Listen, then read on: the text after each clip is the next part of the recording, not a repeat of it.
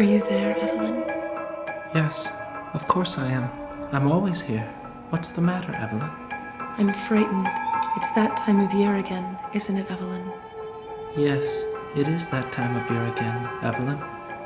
Tell me once more how it all happened, Evelyn. Hush now.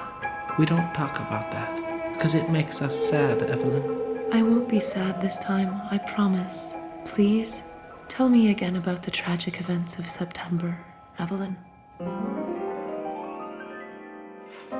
The year is 1985.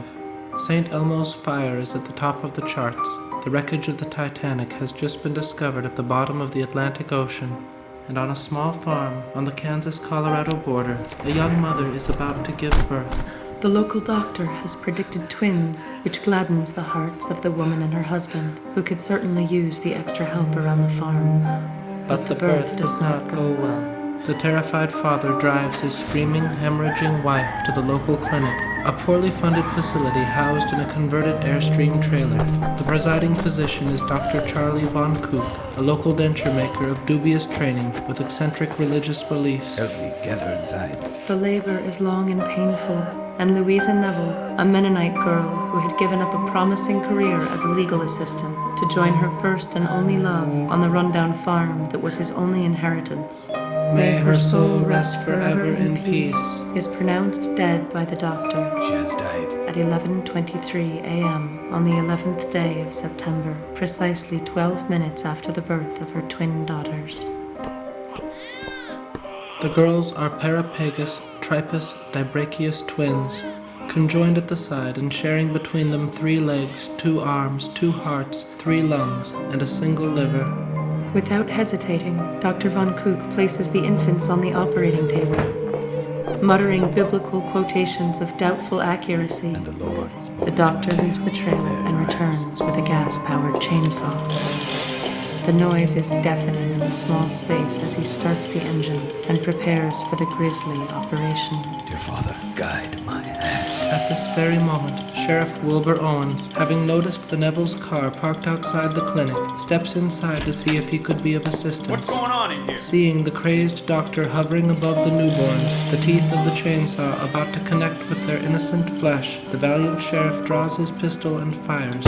As the bullet pierces his heart, Dr. Von Kook emits a cry and stumbles backwards. Samuel Neville, a timid, nervous man who wanted nothing more than a quiet country life with many children, is still in a state of shock over the death of his young wife and the alarming physiology of his daughters when he is struck in the neck by the chainsaw blade, killing him instantly.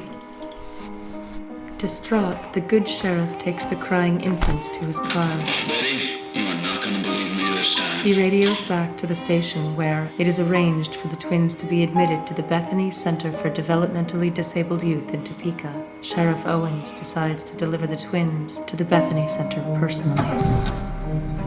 Less than an hour into the drive, an oncoming truck swerves, crosses the median, and strikes the sheriff's car.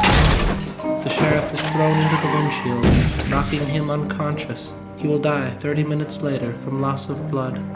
Meanwhile, the world has become a sea of feathers as the truck's cargo of live chickens, many among them now seriously injured or dead, spill into the road. A small, awkward man limps out of the truck's cab and cautiously approaches the sheriff's vehicle. The man's eyes focus on the twin girls, calmly looking up at him from the back seat.